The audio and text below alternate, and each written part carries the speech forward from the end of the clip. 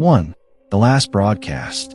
The night sky over Maine blended into a deep, impenetrable darkness. Fog slowly descended, drifting among towering pine trees that stood silently, swallowing the chirping of crickets and burying the moonlight. In the midst of this lonely forest stood an old, fragile cabin, isolated from the world. Its sole occupant was William Grant, a 71-year-old man who had lived there since retiring 2 decades ago. William had no family, no internet, not even a television. His only companion during the long winters and lonely nights was an old RCA radio from the 1950s, passed down from his father. The radio was broken. Sometimes it turned on, sometimes it was dead silent, sometimes it broadcasted strange transmissions he never understood. But William didn't mind. To him, the static noise was better than the absolute silence of the woods that could drive a sane man mad. But that night, something was different. At exactly 1:03 a.m., William woke up to the sound of children crying from the kitchen, where he usually kept the radio. He sat up in bed, trembling, not from the cold, but because the sound was no ordinary sobbing. It was wet, broken, as if coming from beneath the ground. Slowly, he walked to the kitchen. The lights were out, power was gone, but the radio was on by itself, glowing faintly, emitting the sound. Crying. Children. Maybe 2, 3, or more. They wept in unison, as if trapped by something unavoidable. Then the crying stopped. Silence. Then a voice came. "We're still underground. Please don't turn us off." William stepped back, gasping for air. He tried to turn down the volume, but the radio didn't respond. Even when he unplugged it, the voices continued. "We are still here." The next morning, the local sheriff received a call from William's neighbor, who lived half a mile away. The man reported seeing strange lights flickering from William's windows the night before, followed by screams.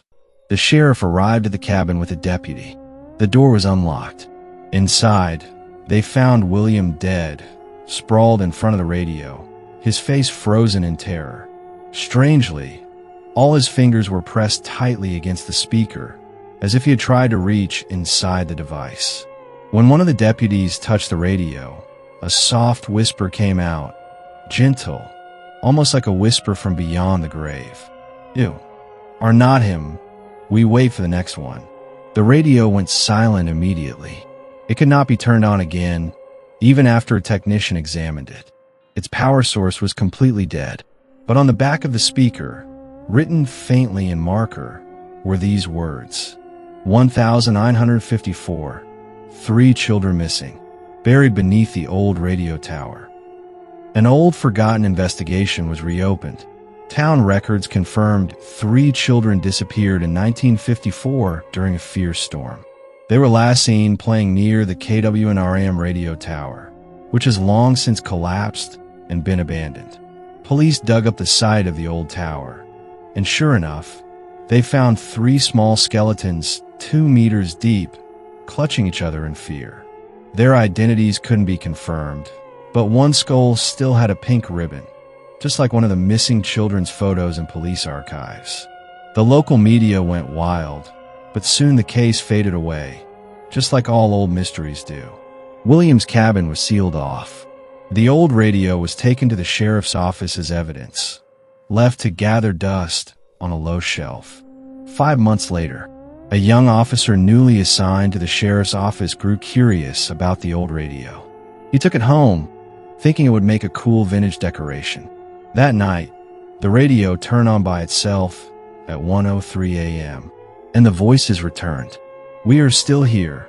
You hear us now?" The mirror from the motel. Utah, summer of 2022. A young backpacker named Eli Carter was traveling solo across the American Southwest. His goal: to enjoy nature, escape the city's hustle, and write his first travel book. He wasn't picky about accommodations. As long as it was cheap and had a place to rest, Eli didn't care about reputation. So when he found the Echo Pines Motel, a rundown, half-empty motel on the outskirts of a small town. He immediately went in and rented a room. The owner, a middle-aged man with a cold face and a thin smile, handed him the key to room number 3, saying that only 2 rooms were occupied that night. "Quiet and comfortable," he said in a hoarse voice. That night, Eli took a hot shower to ease his fatigue. But when he looked into the bathroom's large, slightly foggy mirror, he felt something strange. As if there were eyes behind the steam shadows. A gaze he didn't recognize. Not just his reflection, but some kind of image from within, from the other side of the glass. He wiped the surface with his hand, trying to clear it. But the more he cleaned, the clearer the tiny scratches on the glass became. Not cracks, but claw marks, like someone had scratched from inside. Suddenly, the air turned cold. He quickly left the bathroom, trying to calm himself down. At 2 a.m., Eli woke up to a strange sound, repeated knocking from the bathroom. But no one was there. The mirror looked darker than the room itself, like a window into another space. Then the voice came, "Don't leave. Don't leave me here." Eli froze. He ran out of the room and stayed in his car until sunrise. The next morning, the police came after Eli reported the incident. At first, they were skeptical, thinking it was fatigue-induced. But when they inspected the bathroom in room 3, they found something far more horrifying. Behind the mirror, which was not attached to the wall but actually a hidden door, was a narrow passage about 1 meter wide. Inside, a cramped room with hidden cameras, an old microphone, and a small peephole looking into the bathroom. The room smelled foul and stale. The floor was covered with scratch marks, claw scars on the walls, and dried blood stains that looked decades old. In one corner, the police found a chain fixed to a nail on the floor, along with a tattered piece of women's underwear. There were no CCTV cameras or recordings, but it was clear the space was used to imprison someone. A faint scrawl on the wall read, "I can see you. You never see me." Further investigation. Echo Pines Motel had been linked multiple times to missing persons cases, especially young travelers. But the owner, Luther Crane, was never proven guilty due to lack of direct evidence. All reports were dismissed as coincidence. But after that night's search, Luther disappeared. His room was empty. His car was found burned in the middle of the desert. No trace of him. The police suspected the hidden room behind the mirror wasn't the only one. They discovered 2 other rooms in the motel with similar secret passages behind their mirrors, leading to interconnected narrow corridors. As if the motel was built to spy, not just to lodge. Weeks later, a cleaning staff assigned a room 3 swore she heard crying coming from the mirror. She quit on the spot. Similar reports came from guests who didn't know about the case. They all described the same thing. "I felt watched through the mirror, but it wasn't me watching. I was the one being watched." The motel was permanently closed, but the mirrors were never removed. No one wanted to touch them. Some believe the spirits of the victims remained trapped behind the glass, in a world opposite their reflection. Room 3 is now just ruins, but the legend of the Echo Pines Motel mirror lives on, becoming a popular urban legend and subject of horror exploration videos online. Some dare to find the motel's original location to photograph the mirror, and all claim, "When I looked into that mirror, I saw myself, but I didn't feel alone." 3. The baby in the cornfield. Iowa, mid-October. Harvest season. Tall cornfields tower on both sides of the road, creating thick natural walls that disorient travelers. The wind carries the scent of wet earth and soft whispers of dry leaves. For those who grew up in the city, places like this are not only unfamiliar, but also eerily quiet. Claire and Jamie, a young couple from Chicago, were on a road trip through the Midwest to refresh their minds from work stress and daily routine. Their car smoothly cruised along the rural road as dusk fell, the sky turning a reddish-orange. "There's a motel about 15 miles ahead," Jamie said, looking at the GPS. But before they could reach their destination, a sound came. A baby crying. Soft, then growing clearer, like it was coming from inside the cornfield on the right side of the road. Clara immediately turned her head. "Did you hear that?" Jamie nodded. The crying became more pitiful. They stopped. Though hesitant at first, Clara insisted on checking it out. "What if it really is a baby?" she said. They got out of the car, switched on their phone flashlights, and stepped into the cornfield, following the sound of the crying. The deeper they went, the thicker the smell of earth became, and the sound grew strange, sometimes near, sometimes far. But they did not give up. Finally, in the middle of a lonely corn row, they found it. An old baby doll, dirty and almost faceless, lying on the ground. The crying stopped. Complete silence. Clara slowly reached for the doll, and as she touched it, crack! A loud noise came from behind the stalks. They looked at each other. Jamie grabbed Clara's hand and said, "We need to get out now." But when they turned around, the path they had come from was gone. The corn that was once open was now closed tightly like a wall. Panic set in. They hurried, trying to find their way back to the car. But every step took them deeper, more lost. The sky darkened further. Only the sound of the wind and their panicked breaths filled the air. Then came the sound of small footsteps. Not just one, but hundreds. Clara stopped. She looked around and began to cry. Among the corn stalks stood silhouettes of children, motionless, surrounding them, not moving, not speaking, just staring. The children wore strange clothes, as if from different eras. Some wore old-fashioned pajamas. Others wore 1940s-style school uniforms. All dirty, their eyes dark, their faces flat, almost expressionless. Jamie tried to speak.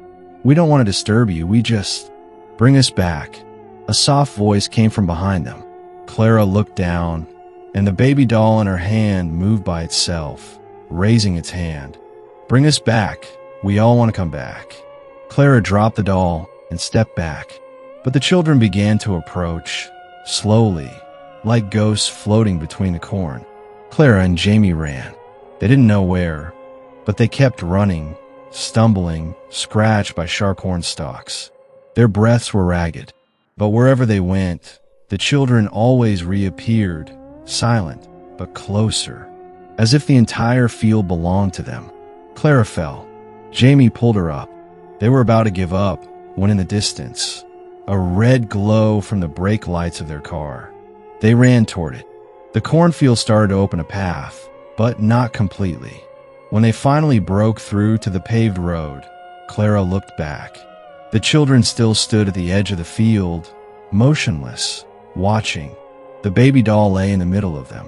After the incident, Clara and Jamie immediately reported to the police. They showed the spot where they stopped. But when officers came the next morning, the cornfield was gone. Not just the path. They found only empty land, as if the corn had never grown there. The landowner said the field had been sold to a company and cleared 2 weeks ago. But Clara swore she could still hear children's laughter whenever it rained. And Jamie, every night before sleep, checked the mirror because he felt a small someone standing at the foot of the bed, watching him. Local legend. After digging deeper, Jamie found an old tale from the locals.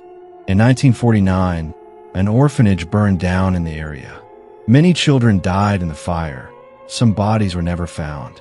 They say the children are often seen in the cornfields at night, searching for someone who would hear their cries. And whoever follows the sound of the baby never truly returns. The sleeper in the attic. When Rachel Morgan inherited her grandmother's old house in the rural countryside of Pennsylvania, she thought it was a blessing in the midst of her chaotic life. At 24, Rachel had just lost her job and ended a difficult relationship. The two-story colonial-style home seemed like the perfect place to heal. Far from the city, surrounded by maple trees and crisp, fresh air. But from the very first night, Rachel sensed something was wrong. That evening, as rain pelted the windows and Rachel lay in bed in the old room that now belonged to her, she heard footsteps coming from the attic above. Slow, heavy, dragging. She froze in bed, holding her breath. The steps stopped directly above her. Then silence. Only the sound of rain. The next morning, she checked. The narrow wooden stairs to the attic creaked as she climbed. When she opened the old door, she found a dusty, cobweb-covered space. No one there. Only her grandmother's old things. Boxes of books, a rocking chair, and antique dolls. Rachel tried to calm herself. Maybe it was a big rat, she thought. But the next night, the footsteps returned. And the night after that. And the next. One night, Rachel couldn't take it anymore. She went up to the attic the moment she heard the steps. The door creaked open. Silence. But a strong, foul smell filled her nose. Spoiled food and rotting flesh. In the corner of the attic, hidden beneath a pile of covered furniture, Rachel saw something she hadn't noticed before. A torn, stained mattress. Around it were empty dog food cans, moldy bread wrappers, and bottles of murky water, as if someone had been living there. But what froze her blood was the writing on the wall. I just wanted to stay. Scrawled in large, red letters, dripping down like wet ink. Rachel slowly backed away, closed the door, and called the police. Officers arrived. They searched the entire house. No signs of forced entry. No footprints. The writing, they couldn't confirm if it was blood or paint. The mattress and items were taken in for investigation. Rachel was advised to stay somewhere else. But 2 nights later, even though the house had been locked and secured, the officers returned to Rachel with pale faces. We checked the attic again. There's new writing. Rachel went with them. And there it was, on the attic wall, right above where the mattress had been. You took my bed, and on the floor, the mattress was back, with a fresh stain, still wet. Rachel refused to return. But even when staying with a friend in the city, the disturbances followed. Every night, she heard dragging footsteps above her ceiling, though the apartment had no attic. Even at a hotel, the sound followed her. She began dreaming of a disfigured man, frail and crying, sitting on a mattress whispering, "I just wanted to stay. Please don't make me leave." When Rachel finally underwent hypnotherapy, a memory surfaced. She had once lived in that house as a small child, with her mother after her father left. And one night, her mother had warned her, never open the attic. Rachel returned to the house to uncover the truth. Digging through her grandmother's old documents, she found something that made her tremble. A 1995 newspaper article. Headline: Homeless man found dead of starvation in Morgan family attic. The article said that when Rachel was a toddler, her mother had secretly taken in a homeless man to help him, hiding him in the attic, away from neighbors and family. But when her mother died suddenly in a car accident, no one knew about the man. He died slowly in the attic, starving, rotting, and undiscovered for years until police finally traced the smell. His name was never found, his identity unknown. But before he died, he had scratched a message into the wooden wall with his fingernails. "I just wanted to stay."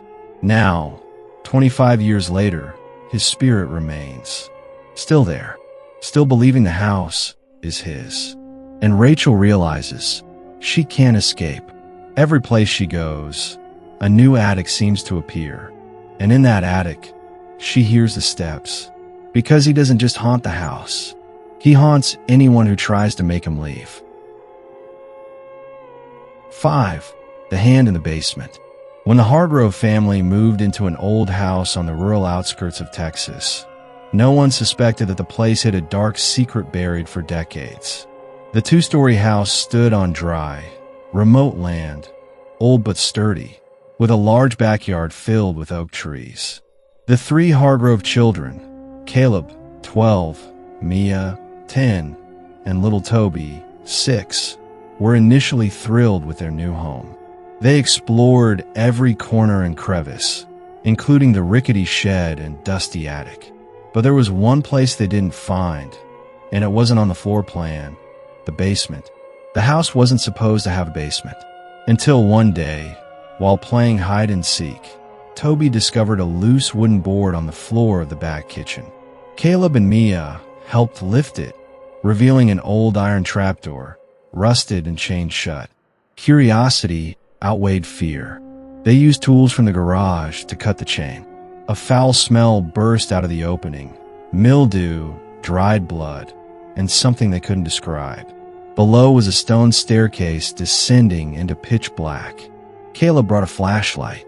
Carefully, they climbed down one by one. At the bottom, the flashlight lit up something that froze them in place. A large wooden dining table. On it, dusty porcelain plates were neatly arranged, complete with silverware, cracked wine glasses, and rotting remnants of food. Surrounding the table were 5 old wooden chairs, each bearing a name carved into its backrest. The names were too worn to read. Mia shivered. Why would there be a dining table in a basement? Toby touched one of the chairs. Like a banquet. Caleb turned to record everything on his phone, but when he looked back, Toby was gone. Mia screamed. They rushed upstairs, shouting his name, but Toby never appeared. When they finally dared to return downstairs, one chair was now occupied, not by a person, but by something shaped like a human body. Stiff, pale, slumped over in the chair, head bowed. And at the far end of the basement, from the shadows, a wrinkled, bloody hand slowly waved at them. Caleb and Mia ran out sobbing. Their parents didn't believe them, assuming Toby had wandered into the woods or gone off to play. Police searched for days. No trace. But Caleb knew. Toby never left. In the nights that followed, Caleb heard small footsteps under the kitchen floor. Then whispers from behind the trapdoor. There's still an empty seat. The next day, when he tried to seal the basement for good, Caleb peeked down once more. The table remained, and now 2 chairs were filled. The second one bore the name Caleb. He fled before he could check closer. A week later, Mia vanished. She was last seen washing her hands in the kitchen. When her name was called, there was no answer. The basement door stood wide open. No signs of struggle, only the sharp, foul scent of rotting flesh. And in the basement, the 3rd chair was now filled. Each body seated at the table grew more decayed, but remained upright, like statues, as if becoming part of the table itself, of a ritual not yet complete. Only Caleb remained. He tried to destroy the basement door, tried burning the kitchen, but that night, as he attempted to flee to the neighbors, he saw the large oak tree in the backyard shaking violently.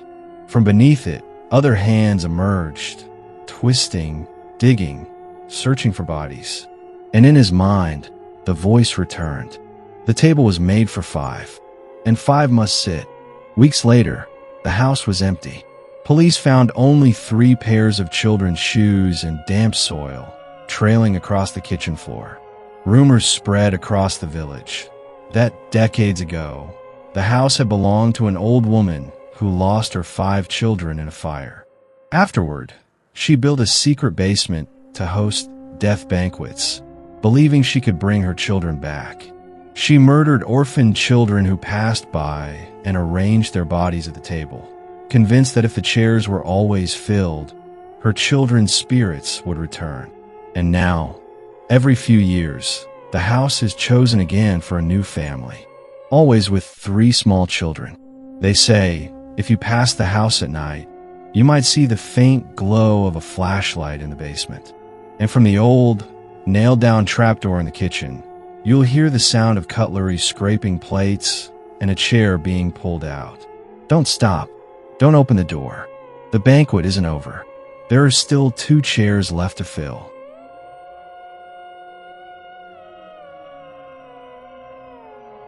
Six, the Whispering Forest, Saddleback Ridge Mountain, Oregon, long known as a haven for hikers.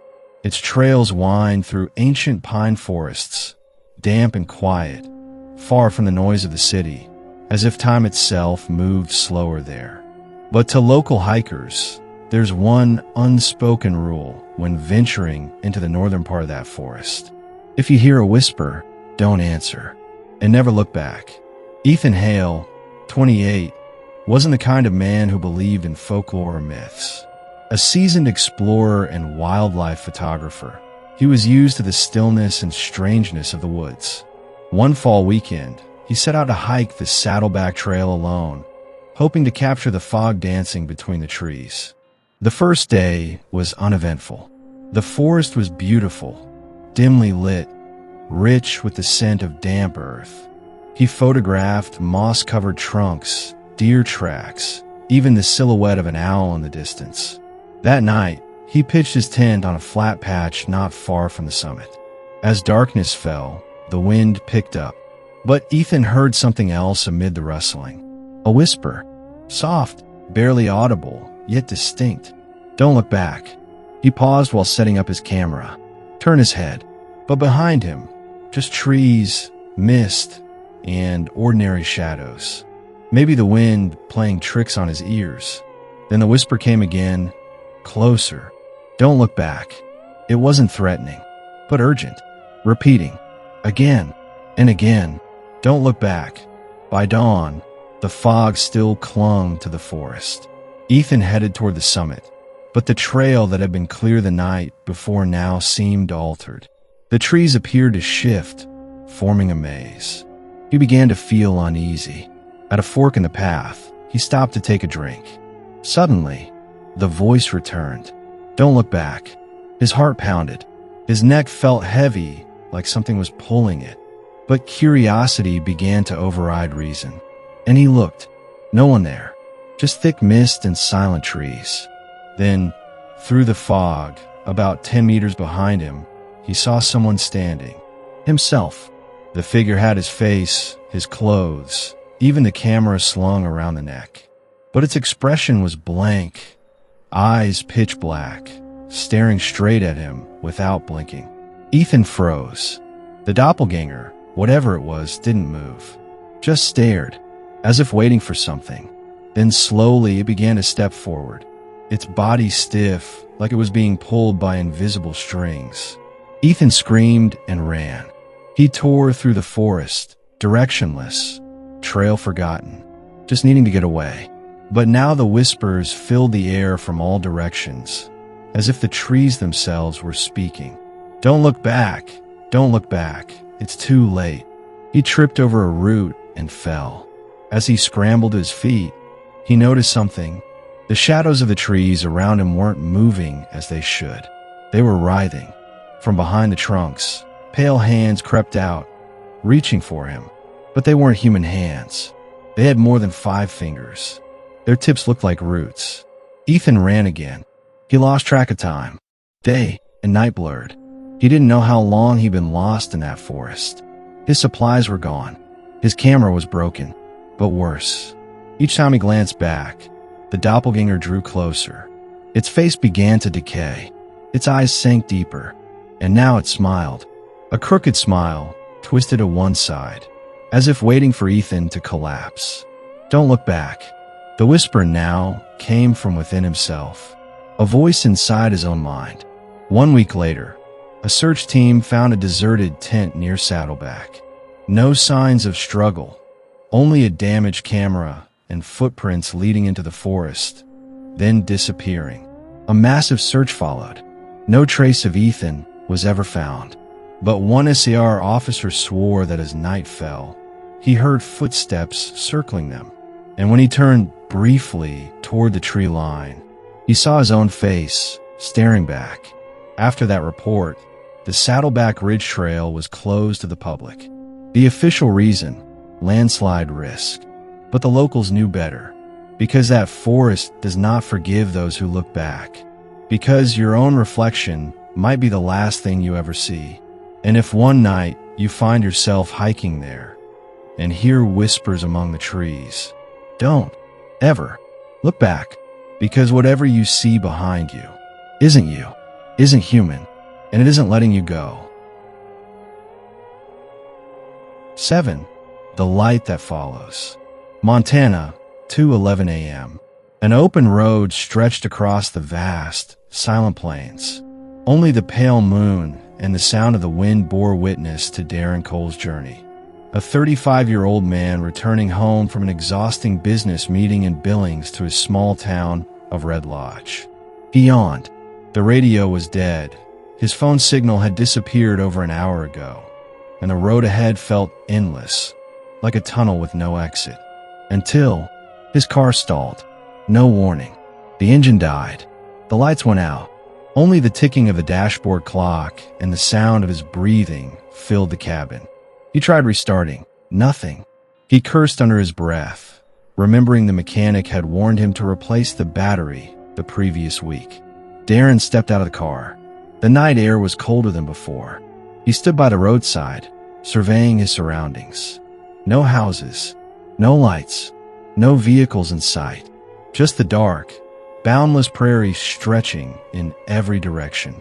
Then he saw it, a small light, far ahead, swaying gently like an old lantern floating in midair, slowly moving toward him. Darren felt uneasy. No one walked this road. It was too quiet, too cold, but he waved, hoping someone might help. The light came closer, and as it neared, he saw a woman behind it. She wore a long, old-fashioned dress, something from the 1800s. Her head was bowed, long black hair hanging over her face. But something was wrong. Her face wasn't there. Just smooth, pale skin where eyes, nose, and mouth should have been. Blank like melted wax. She raised the lantern, then slowly pointed toward Darren's car.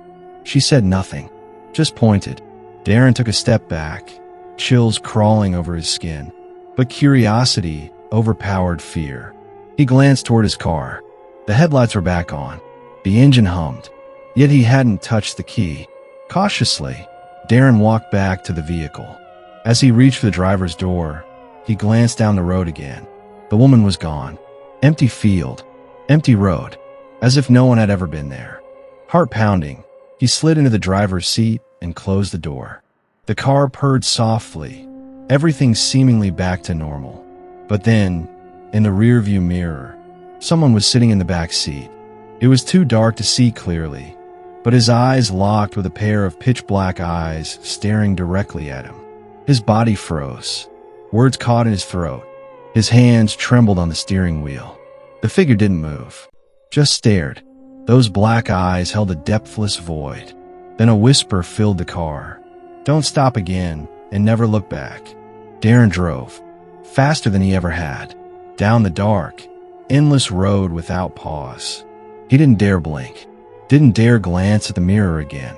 But deep down he knew the figure was still there. The next morning, a truck driver spotted Darren's car pulled over about 40 miles from where it had stalled the night before. The engine was still running. The radio hummed softly, but Darren wasn't in the driver's seat. When police arrived, they found Darren's footprints leading away from the car and stopping at the edge of the road. There, only one thing remained. An old lantern, still glowing. Locals know the story. They call it the light that follows. A ghostly woman without a face, searching for late-night travelers to escort down a road with no end. Some say she's the spirit of a crash victim from a forgotten century. Others claim she's a guardian of a cursed path. But all agree, if your car breaks down on a lonely Montana night and you see a light approaching, don't follow, don't approach, and whatever you do, don't look back, because not every passenger in your backseat is human. 8. The Girl from Room 313. In the heart of the French Quarter in New Orleans stands an old hotel, more than a century old. The building is elegant, with wrought iron balconies and antique chandeliers. But to the locals, it holds a secret never spoken aloud. Room 313. That room has been locked since May 6th, 1987. On that night, a 9-year-old girl named Eloise Marchand was found hanging from bed sheets in that very room. There was no explanation, no note, only a large mirror cracked down the middle and a small doll resting in the corner of the bed, its eyes crying blood. Since then, the room has been sealed shut, the key kept by management, and the door secured with an iron plate from the inside. But even locked, guests often report strange occurrences. The sound of tiny footsteps running down the third-floor hallway, soft giggling behind the walls, and the faint singing of a child coming from inside the sealed room. It always happens at exactly 3:13 a.m. In the summer of 2022, a drunken tourist named Logan Reed, 26, from Ohio, checked into the hotel with his friends. They were on a bachelor party trip. Booze, masquerades, jazz, Bourbon Street. The city felt like another world to Logan. Late one night, Logan heard from the bartender about room 313 and the little girl who hanged herself. They say if you knock on the door and laugh, she'll laugh back, the bartender said with a wry smile. And if you go inside, the bartender only stared. You won't come out. Logan laughed it off as a typical ghost story for tourists. That night, completely wasted, he wandered alone to the third floor. His friends were all asleep. He wanted to prove the ghost didn't exist. The door to room 313 was locked, just as the legend said. But Logan had a stupid idea. He stole a master key from the janitor's closet. Without hesitation, he unlocked the door and walked in.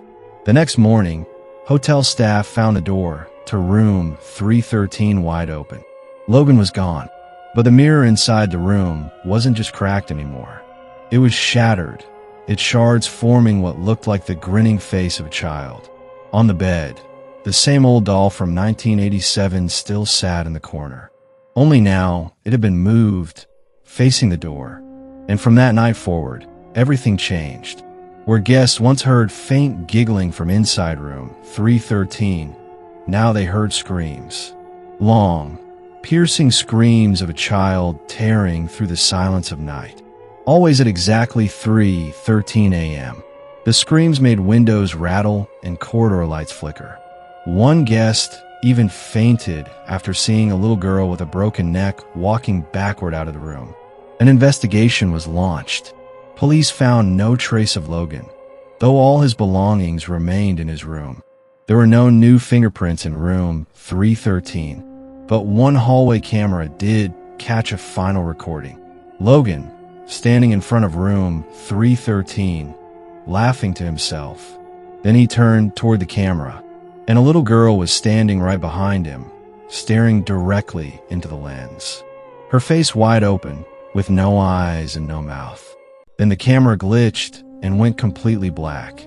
The hotel was never closed, but no staff would go near the third floor anymore. Some daring tourists knocked on the door at 3:13, only to be met with a scream so chilling it left them shaken for days. The management tried to remove the room, even considered tearing it down. But every time renovations began, strange accidents occurred.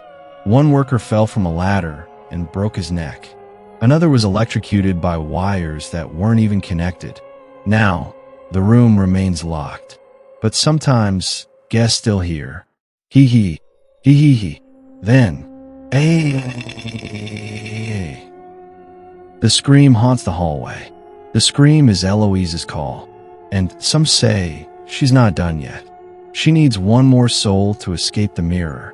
So if you ever stay at that hotel, and the clock strikes 3:13 a.m., cover your ears, don't listen, and most of all, don't laugh.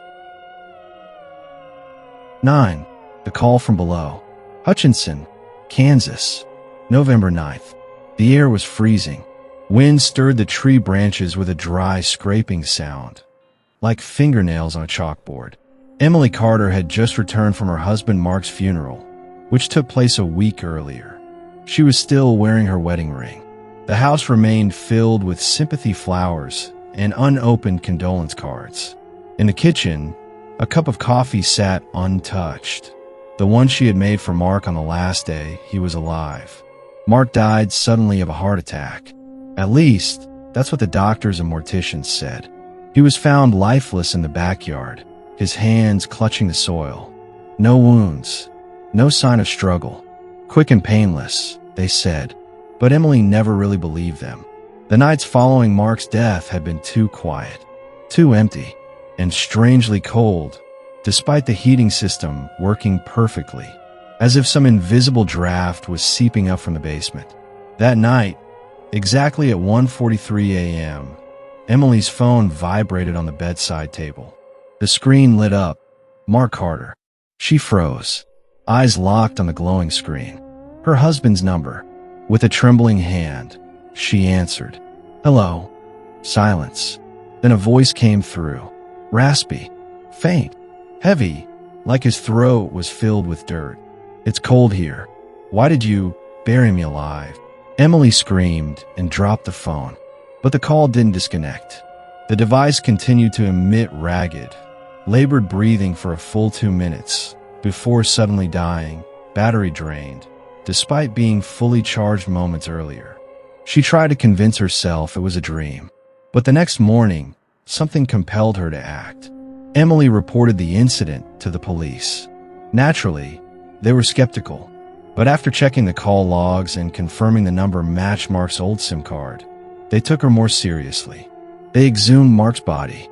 What they found made 2 officers vomit on the spot. Mark hadn't died, or at least, not right away. The inside of the coffin was covered in scratch marks. The fabric lining was torn and bloodied. He had tried to get out. He woke up in the darkness of that box and died slowly, suffocating. The forensic report later confirmed fresh wounds that hadn't been there during the initial autopsy. One of his fingers was bent back violently, evidence of pounding. These injuries showed clear signs of struggle after the supposed time of death. After that discovery, Emily couldn't sleep, not from guilt, but because the calls didn't stop. Every night, at random hours, Mark's number would appear again. Sometimes there was silence, sometimes a whisper. "Can you hear me, Emily? I'm still here. The grave isn't the end." And then one night, the phone didn't ring, but the doorbell did. When she opened the door, no one was there. Only a single wilted rose on the front step, the same one she had placed in Mark's coffin. No one knew how Mark had come back to life in the coffin. Some said it was a coma, a medical mistake. But Emily knew the truth was darker. A week before Mark died, they had a massive fight about the will, about the affair Emily had been hiding. She knew Mark had heart problems. She ignored his cries for help that night, left him in the dirt, called the ambulance only after she was certain he wasn't breathing. Emily hadn't killed Mark directly, but she didn't save him either. And now, Mark wanted revenge. 2 months after the incident, Emily was found dead in her basement.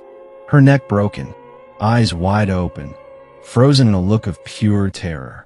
Beside her lay Mark's old phone, the screen still glowing, with an active call that had lasted 7 hours and 13 minutes. The call was from Mark Carter, and the final recording on the phone, just before it went dark, was a chilling whisper. "Now you know what it feels like to die slowly and alone." The Carter family sealed the house, but neighbors swear they still hear an old ringtone coming from the basement. If you ever pass through Prairie Dunes, Kansas, and see a shuttered house with drawn curtains, be careful. Sometimes phones ring without wires, and sometimes the caller just wants to talk, or worse, dig their way out. 10. The Thing Under the Bed. In an old apartment in Chicago lived a single mother named Karen Miller and her 8-year-old son, Ethan. Karen was a hard-working woman, struggling to balance her job, home responsibilities, and Ethan's needs as he entered a more sensitive phase of childhood. Over the past few weeks, Ethan had begun acting strangely. He often said there was a person under his bed. At first, Karen dismissed it as nothing more than a child's imagination. Ethan had a habit of sneaking off to watch horror movies at the neighbor's place, and of course, that would make any kid scared.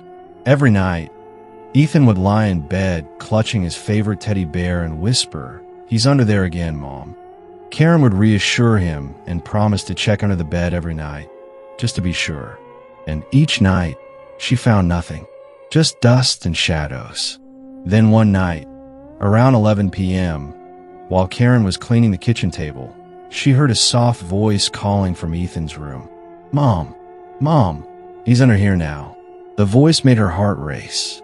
She rushed into Ethan's room. When she entered, Ethan was sound asleep, breathing steady and calm, his face peaceful and relaxed.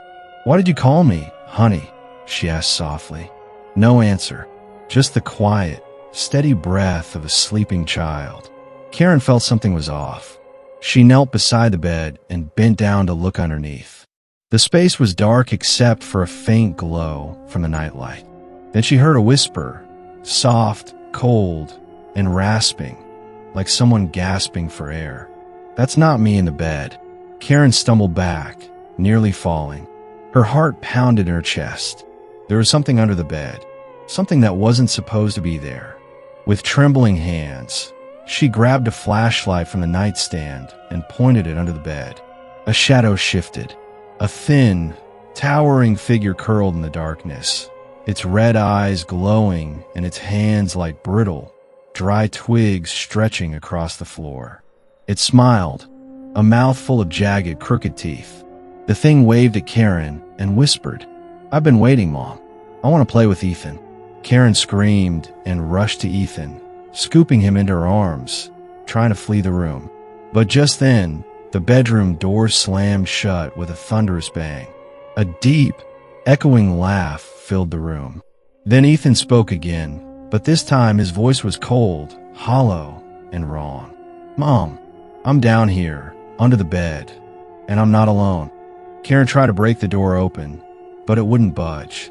Then, she felt something tugging at her hair, something cold and smooth like a child's hand, but impossibly strong. She screamed until the front door of the apartment suddenly burst open, and a neighbor rushed inside. When the neighbor opened Ethan's door, they found the room empty. The bed was neatly made. Ethan was gone. All that remained was his teddy bear, lying on the bed, its eyes staring blankly toward the doorway. Karen and the neighbor looked everywhere. The police were called. Investigators searched the apartment top to bottom, but Ethan was never found. Since that night, Karen had heard whispers in her ear when she tried to sleep. "I'm still here, under your bed." Weeks passed. Karen's apartment remained vacant, but neighbors began to report strange sounds from the room at night. Childlike giggles and soft whispers echoing through the walls. Is Ethan still alive? Or is something else now living under the bed? If you're brave enough, make sure to always check under your bed before you sleep, because maybe something is waiting for you.